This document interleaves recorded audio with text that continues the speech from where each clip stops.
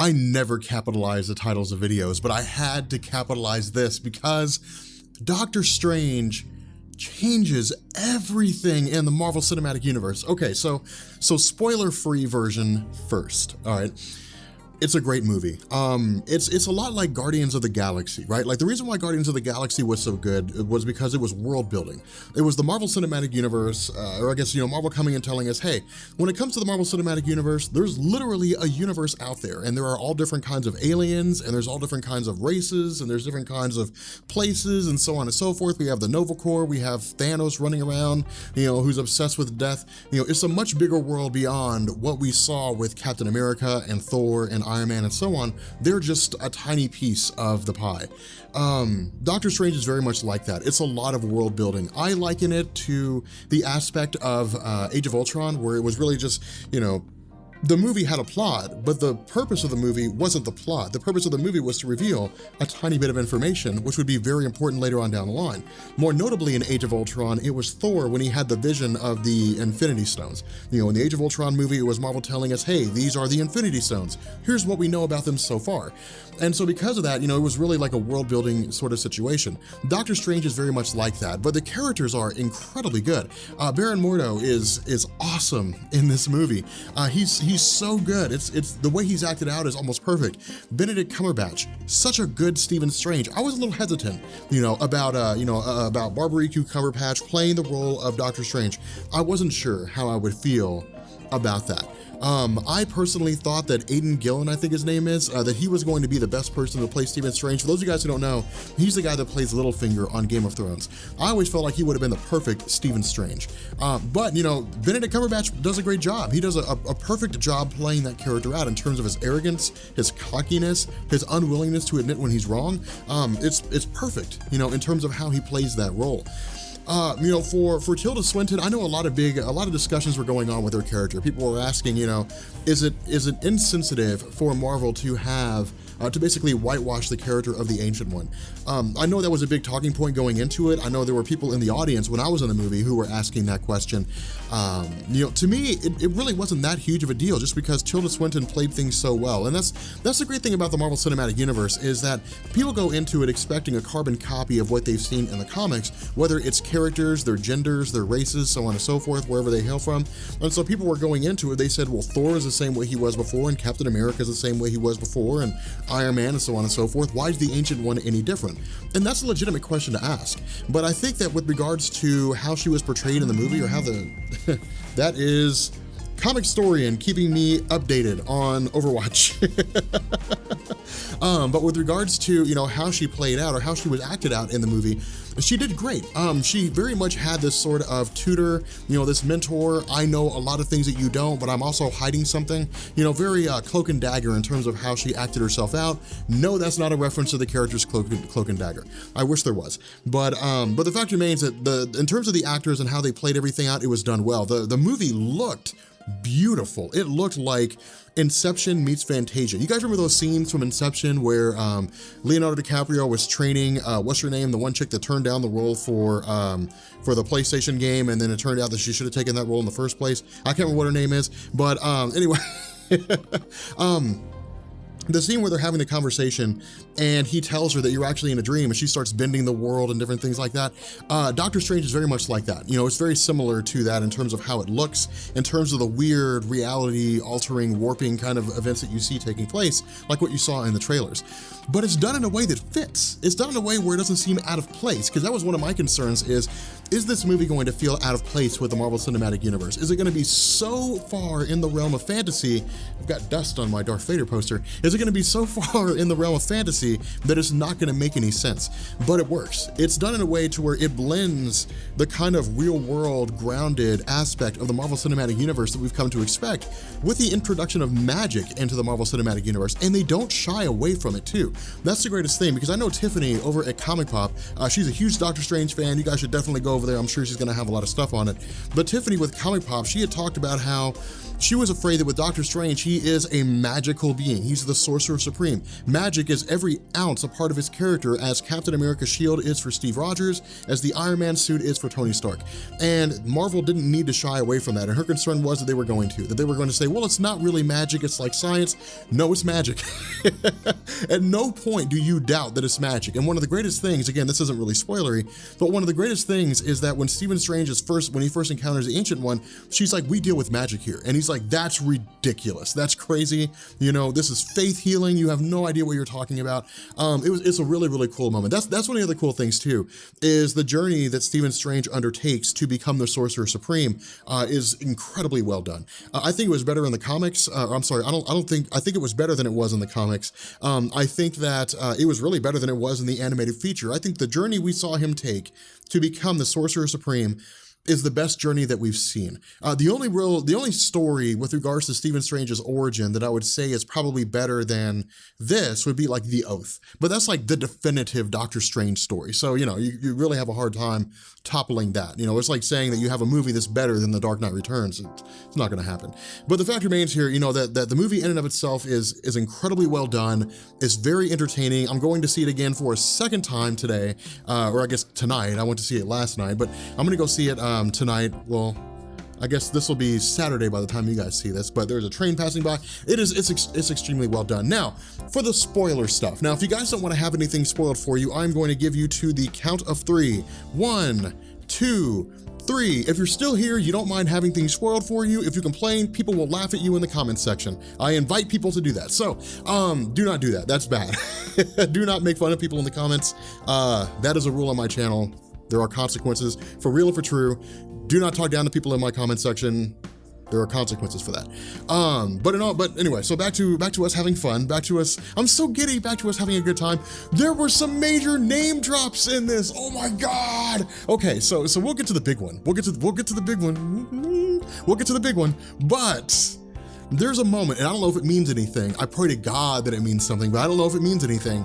But there's a scene where Doctor Strange is talking to Carrot Top, Kaliostos, whatever his name is. We're gonna call him Carrot. He's talking to Carrot, and because I can't pronounce that guy's name right. So Doctor Strange is talking to Carrot, you know, after he you know, temporarily defeats him.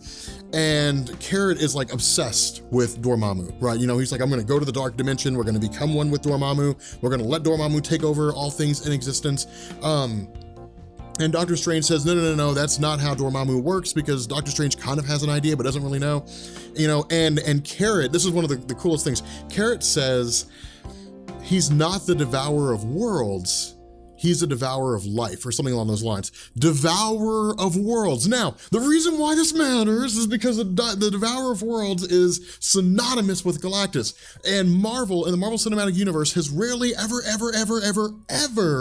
referenced a character they don't have the rights to. It's not like you had, you know, it's not like you had Tony Stark and Thor and Captain America and like James Rhodes sitting around. They're like, yeah, like the 4 of us are fantastic. It's not like they do anything like that, you know, but they literally say he's the devourer of worlds. It may not mean anything, but I pray to God it means that Marvel has a Fantastic Four.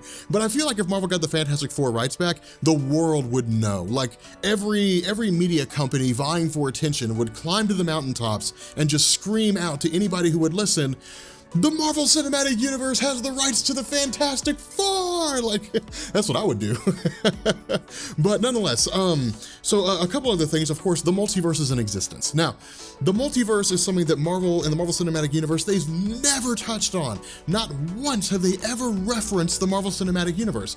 And that's a big deal. Or I'm sorry, not the Marvel Cinematic Universe, the multiverse. And that's a big deal because we were just kind of left to assume, well, maybe this universe is in and of itself. Maybe this universe is, you know, isolated. Maybe it's, you know, maybe it's part of the multiverse, maybe it's not. We know that Marvel has attributed a numerical designation to it. And for those of you guys who don't know, when it comes to the multiverse of Marvel Comics and even in DC Comics, there's numerical designations to differentiate between one universe or another. For example, the Marvel Cinematic Universe is Universe 1, 9, and then a whole bunch of other 9s. And then the main Marvel Universe in the comics is Earth 616. So that's how they differentiate between, you know, the dimensions. But the fact remains here that the multiverse exists, and we got to see a whole bunch of cool different multiverses. We got a glimpse of eternity. We got to see, what else did we get to see? We got to see the depiction of one of the dimensions as it was, I think the Dark Dimension, as it was drawn by Jack Kirby in the original Doctor Strange stories. We got to see all kinds of stuff. We got to see some really, really cool things here and there. But when Tilda Swinton, when the Ancient One was talking to Doctor Strange and she was like, you know, you're just a speck in an infinitely expanding multiverse, universes that go on forever, my thought was, well, I mean, if we're in the multiverse territory, then you know what that means. Like, does that mean what I think it means? Yes, yes it does. There's a scene, yes, yeah. There's a scene where Doctor Strange is training with Baron Mordo, and Baron Mordo says there's power out there, there's magic out there that is too extreme for us to contain. Oh my God, I'm so fanboy. Yes, I sound like a crazy person, don't care. So there's a scene where Baron Mordo is training Doctor Strange. I hope you guys are feeling this excitement.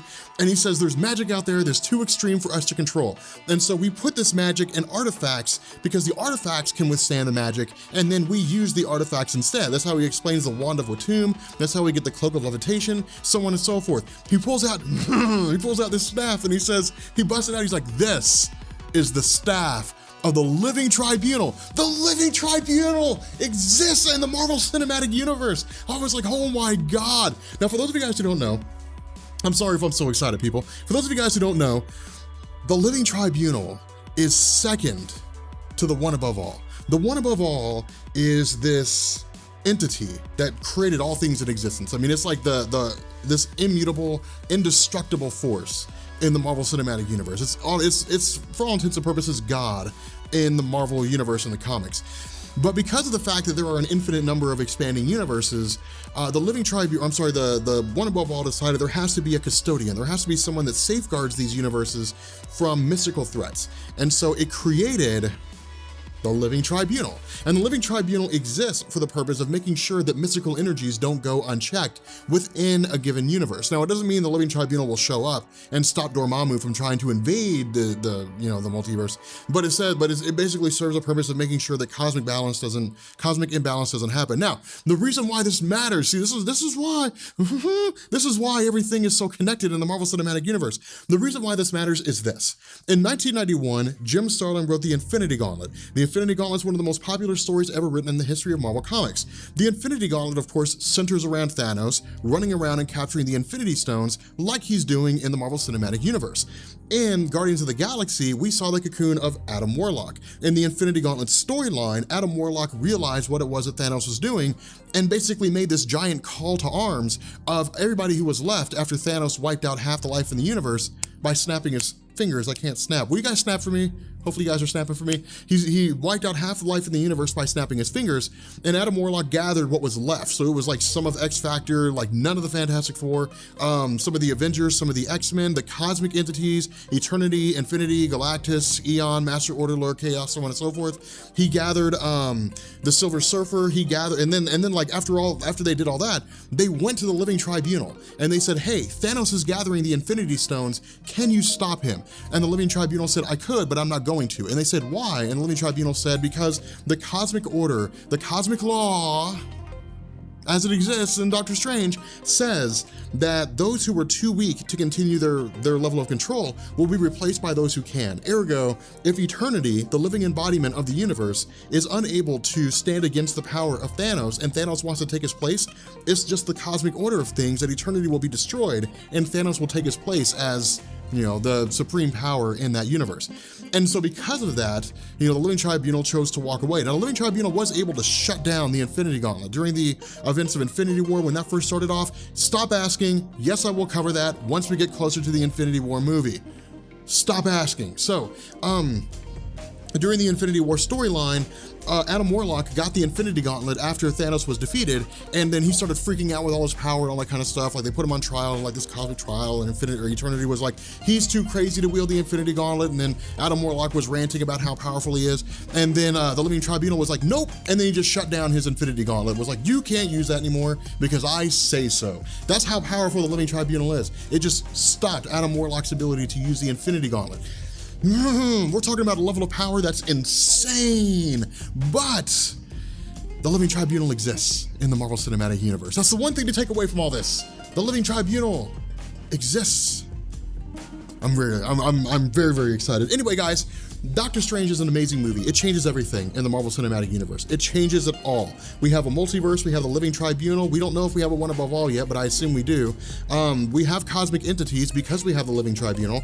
It makes a much, much bigger picture. When you sit down and think about it, like go watch my video on the Living Tribunal, all right? And then sit down and think about the Living Tribunal, Thanos gathering the Infinity Stones, the Nova Corps, all those races that were introduced in Guardians of the Galaxy, the superheroes that we have on Earth, and you get this massive image of just how big they're making the Marvel Cinematic Universe. It's insane. Anyway, guys, I'm gonna bring this to an end. If you guys are new here to Comics Explained, be sure to hit the sub button, become part of the Rob Corps. If you guys enjoyed this video, make sure you drop a like, and I will catch you all later. Peace.